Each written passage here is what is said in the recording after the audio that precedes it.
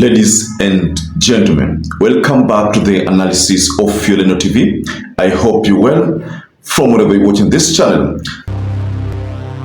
Now, the big question that is trending on the social media right now and almost all mainstream media stations is this issue of Justin Muturi a sign that the people in MERU County, leadership of MERU County, are slowly thinking of a way out of the Kenya Kwanza government?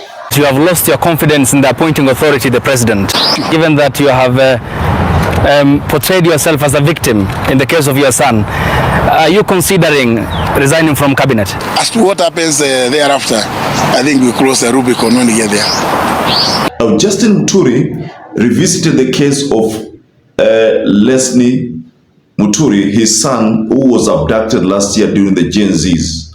I think it was the first demonstration. And his son was abducted.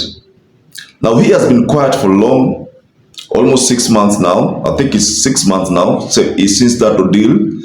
So, but this time round, Justin Muturi chose to give a statement. Now, the big question is, why the timing? 6 months down the line, no case has been brought up as to why he could have been abducted. No reason has been shared with the family, and that is the reason why Justin Muturi is so much pissed off. So the big question, ladies and gentlemen, again is this a sign that Justin Muturi is on the verge of exiting this Kenya Kwanza government? Because based on his statements, which I'm going to share for those who are not had the opportunity to listen to the video, I'm going to share that in a short while. But based on his statement, one could easily tell that Justin Muturi is crafting a life without Kenya Kwanza, political life without Kenya Kwanza. That is the indication, ladies and gentlemen. So before we get further on this analysis, kindly like this video. It's so important. If you like this video, because that is the only way YouTube shares our content, subscribe to our channel if you're not subscribed before, and to existing subscribers, I want to continue thanking you so much, because without you, this channel wouldn't have grown. So thank you so much. Of all the cabinet secretaries who have been accompanying William Ruto in most of his rallies, you find that Justin Muturi is one person who has been missing. Now, if I may take you back to Embu, where Justin Muturi was supposed to read a statement from William Ruto.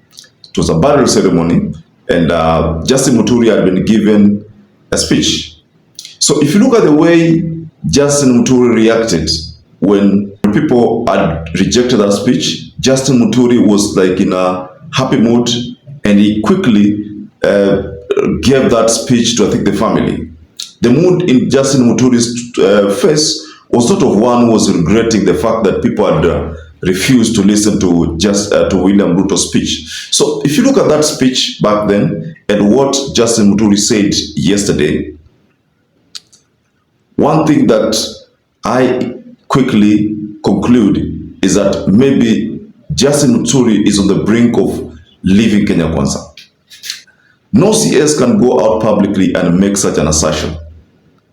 Statements were very, very calculated, and based on my understanding of Justin Muturi, it's as if he was telling the people that he will make a decision thereafter, because when he was confronted as to whether he's planning to resign or his future without Kenya Kwanza, he said that we will cross the bridge when you reach there. That was a sign that Justin Muturi ni kama kuna venye iko. Time now, and many people have been asking me where the country is heading and where we are, and so I would like to state as follows. I joined the Kenya Kwanza coalition owing to the fact that the principles that they espoused are in tandem with the principles of the party I belong to, namely the Democratic Party of Kenya. Many friends and political colleagues at the time warned me against joining the coalition, but at a personal level, I was persuaded that will be driven by the ideals and the values that the coalition stated as a hustler nation to do the best for the people of Kenya. One of the things we had accused the past regimes of was the existence of disappearances and extrajudicial killings of Kenyans, and we vowed that we would never, at our watch, condone or allow such. We stated this time and time again in the lead up to the last general election. Today, there has been a number of abductions and in some cases unexplained deaths since the Gen Z revolts of June last year. And it is unfortunate as most of the people being abducted and or killed are our youth, leaving the parents, relatives, and friends, other family members in a state of confusion and loss. I have personally suffered as my son was abducted and disappeared, and I was not sure whether he was alive or dead, making us anxious and leaving me and my wife and the rest of the family in turmoil. It must be remembered that at that time, I was the serving Attorney General of the Republic of Kenya, and as is well known, a member of the National Security Council as comprised under Article 240 of the Constitution. Despite making several requests, I was unable to trace my son, and I made demands to all the levels of the security apparatus of the country.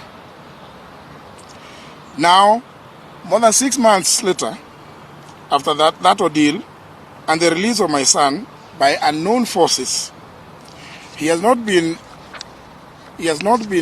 charged with any offense, and the government at all levels has not been able to give me any explanation or reasons as to his abduction by hooded armed gangsters. The security sector has said that they are not involved in the abductions, but interestingly, they have failed to stop them as they are happening in full public glare.